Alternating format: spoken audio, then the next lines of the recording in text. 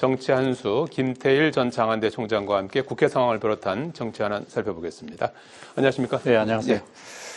자, 오늘 국회에서는 김문수 고용노동부 장관 후보자에 대한 인사청문회가 지금 진행이 되고 있습니다. 대체로 김문수 후보자가 과거에 했던 발언들이 논란이 되고 있는 것 같아요. 노동계에 대한 어떤 그 발언, 그다음에 어떤 정치적으로 약간 좀 편향된 발언, 이런 부분들을 이제 문제 삼아서 고용노동부 장관이란 자리가 사실 굉장히 고도의 균형 감각이 필요한 자리 아니겠습니까? 노동계와 경영계 사이에서 상당히 그 고도의 어떤 정치적인 중심을 잡아줘야 되는 그런 자리인데, 거기에 대한 이제 우려감을 이제 갖고 있는 거겠죠.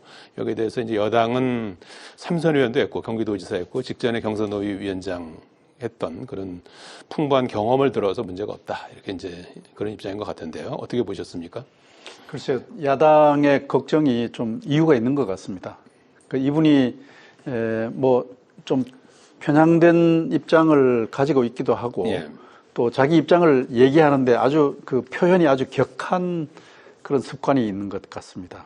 그건 아마 뭐 본인의 개인적인 어떤 외골수적인 성정이라든지, 예. 또 혹은 또 진영을 바꾼 사람이 흔히 가지게 마련인 그런 극단적 태도 같은 것들이 이제 그 표현된 것이라고 볼 수 있겠는데, 방금 말씀을 하셨습니다마는 이 사회운동가나 국회의원하고는 달리 적어도 한 국가의 장관이라고 하면 그 사려 깊음이라고 하는 것이 굉장히 중요합니다.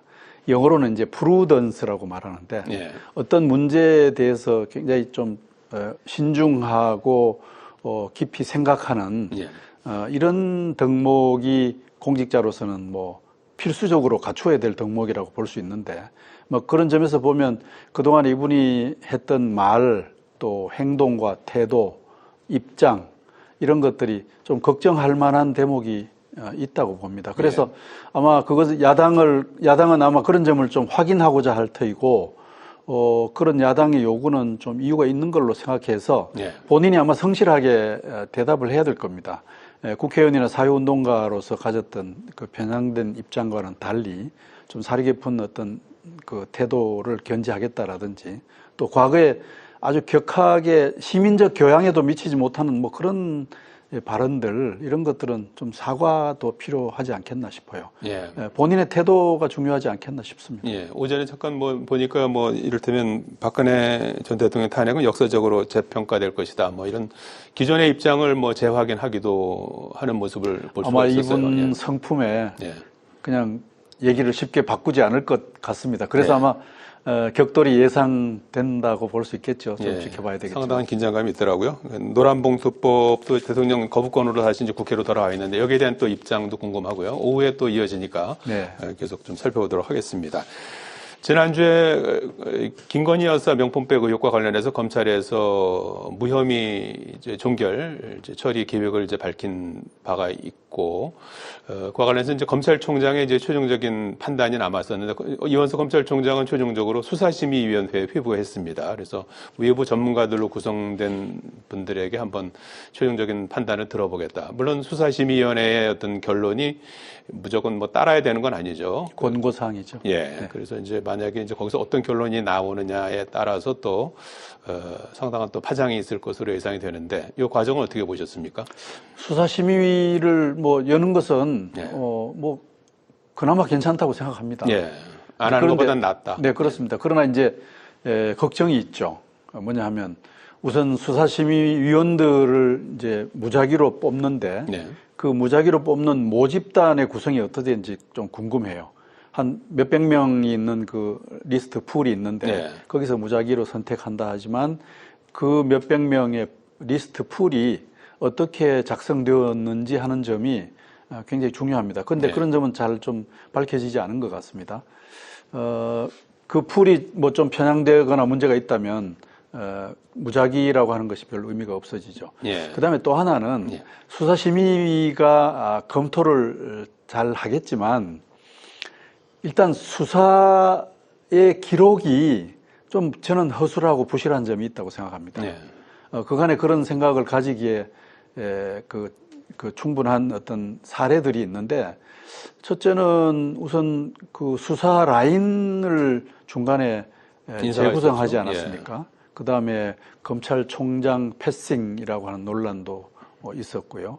그 다음에 또 권익위가 내린 어떤 결론, 이거는 뭐 범죄를 구성하지 않는다라고 하는 것도 국민적인 평균의 생각에서 볼 때 그렇게 납득하기가 어려운 것. 말하자면 여론조사에도 그런 게 나타나고 있습니다만, 네. 그러나 이러한 것들이 지금 기록으로 수사심의 테이블에 올라갈 텐데 네. 좀 허술하고 좀 문제가 있다고 생각되는 기록들을 근거로 해서 논의를 하기 때문에 네. 그런 점이 어떤 영향을 미칠지, 그런 기록의 허술함과 좀 편향됨 같은 것들을 수사심의가 충분히 잘 검토할 수 있는 그런 어떤 전문적 판단과 역량을 보여줄 것인지 네. 하는 것은 여전히 좀 미지수로 남아 있다고 볼 수 있겠습니다. 예. 검찰총장 임기가 9월 15일까지인데 오늘 아침에 출근길에 뭐 자신이 관여할 수 없고 또 임기 내에 이제 마칠 수 있을 것 같다, 결론을 낼 수 있을 것 같다 이렇게 했으니까 조만간 아마 어떤 결론이든 네.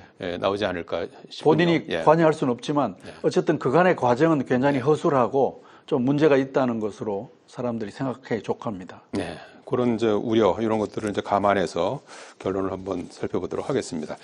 여야 대표회담 실무 협상이 아마 오늘 재개될 것으로 이렇게 알려졌고 아직 뭐 시작됐다는 소식은 들리질 않고 있습니다. 그런데 이제 한동훈 대표가 그동안에 이제 생중계하는 문제를 가지고 상당히 그동안에 이제 여야 간에 좀 갑론을박이 있었는데 이 부분과 관련해서 공개가 전제 조건은 아니다라고 이제 갈래를 타줬습니다. 그래서 아마 이 부분은 뭐 일부를 하든지 아니면 뭐 안 하든지 크게 이게 걸림돌이 될 것 같지는 않고 어떻게 보면 여야 대표회담이 성사될 가능성이 좀 높아진 쪽으로 이렇게 보이는 상황 아니겠습니까? 아마 이제 이재명 대표가 내일까지 아마 코로나 확진해서 격리 중인 것으로 이제 알고 있는데 곧 아마 뭐 날짜가 정해진다든지 좀 급물살을 탈 수 있을까요? 어떻게 예상하십니까? 그동안에 이제 긴 침묵 혹은 긴 대결 끝에 이루어지는 그 여야 대표 회담이기 때문에 그 과정은 굉장히 아주 성의껏 신이 성실의 어떤 태도를 가지고 임해야 될 텐데 중간에 이제 회담 과정에서 뭐 장외에 또 논란이 잠깐 있어서 조금 걱정을 했습니다만은 저는 되리라고 봅니다. 왜냐하면 현재 집권 여당으로서 혹은 또 입법부 다수당으로서 각자 뭔가 좀 협의하고 생산적인 성과를 내놓아야 될 그런 압력을 국민들로부터 받고 있습니다. 양쪽 다. 그런 점에서 충분히 성사되리라고 기대하고 있는데 이제 문제는 그간에 이제 제기되었던 쟁점들 중에 굉장히 넘기 어려운 쟁점이 눈에 띄고 또 그것이 굉장히 도드라져 보이고 있는 상황입니다. 예를 들면 그 해병대 최상병 특검 문제는 사실은 그간의 과정에서 한동훈 대표가 내놓았던 입장을 민주당이 한 2차례 정도나 덜컹덜컹 받아들이면서 계속 그 입장으로 갑시다 이렇게 한 터이라서 민주당은 더 이상 거기서 양보하기가 어려울 것이고 또 한동훈 대표는 무슨 사연이 있는지 그 점에 대해서 자기 소신을 계속 유지해 나가는 게 좀 힘들어 보이지 않느냐 하는 대목입니다. 그래서 그런 점들은 조금 걸림돌로 마지막까지 좀 지켜봐야 될 대목이라고 생각합니다만 이제 큰 흐름은 성사 쪽으로 가지 않겠나 싶습니다. 민주당에서 오늘까지 발의를 해달라.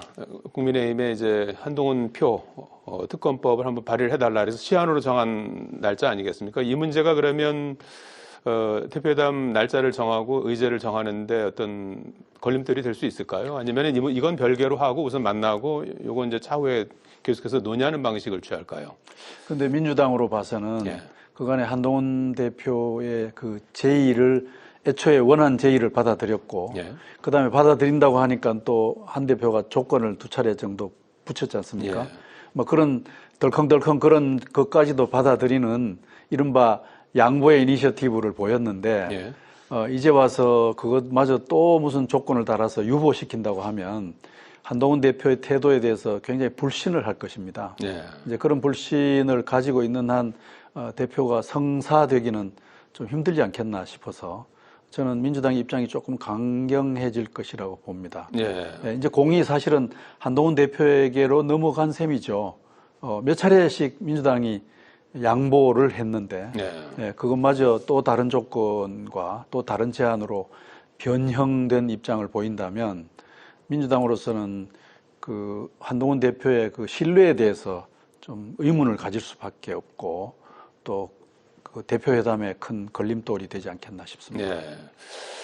어떤 시한을 좀 정한 거에 대해서는 국민의힘에서도 약간은 좀 납득이 안 간다는 입장인데 어쨌든 뭐 시한을 조금 늦추더라도 가타부타 국민의힘 입장에서는 이제 한동훈 그 대표 입장에서 해병대 특검법과 관련한 분명한 입장이 좀 나와야겠군요. 조만간. 근데 오늘 들어오면서 보니까 한동훈 대표 쪽에서 그 민주당 당신네들이 법안을 제출하세요. 뭐 이렇게 제3자 특검법 제출하라고 하는 요구를 하니까 민주당으로서 조금 어이가 없어 하지 않겠나. 뭐 그런 생각입니다. 여전히 그 문제가 하나의 이제 큰 변수가 될 수는 있겠군요. 자, 지금 그 독도 조형물 논란이 그 한창 있습니다. 이재명 대표가 지금 병상에서 이 문제와 관련해서 당내 진상조사단을 꾸리고 조사에 착수한다고 합니다. 병상 지시에 따르는 건데요. 서울 지하철 역사라든지 전쟁 기념관에 있던 독도 조형물들이 따라 철거된 데 따른 것이죠. 그래서 여기에 대해서 민주당은 기존의 사도광산 외교 논란, 그다음에 독립기념관장 임명 논란, 윤석열 정부의 잇따른 어떤 친일 외교 논란 연장선상에서 보고 있는 것 같아요. 이 독도 조형물도. 그런데 이제 당사자들은 뭐 곧 그 노후에서 철거한 것이고 다시 거기 재설치할 것이다. 이렇게 지금 밝히면서 국민의힘은 정치 선동이다. 또 오세훈 시장도 괴담 정치 그만해라. 이렇게 맞섰습니다. 이 문제는 어떻게 보고 계십니까? 뭐 오세훈 시장의 그 조치가 우연하게 그렇게 된 것일 수도 있다고 봐요. 그러니까 공간 재배치라든지 또 낡은 것을 또 새로이 이제 조성한다고 하는 좋은 뜻일 수도 있는데 이제 중요한 것은 두 가지입니다. 그간의 맥락이 일본에 대한 태도에 대해서 상당히 이제 납득하기 어려운 이제 그런 행보를 계속해 왔다고 하는 그 맥락이 하나 있어요. 그렇기 때문에 이제 의심을 받기에 족한 것이죠. 두 번째는 이 의사결정 과정이 뭔가 좀 분명치 않다고 하는 점입니다.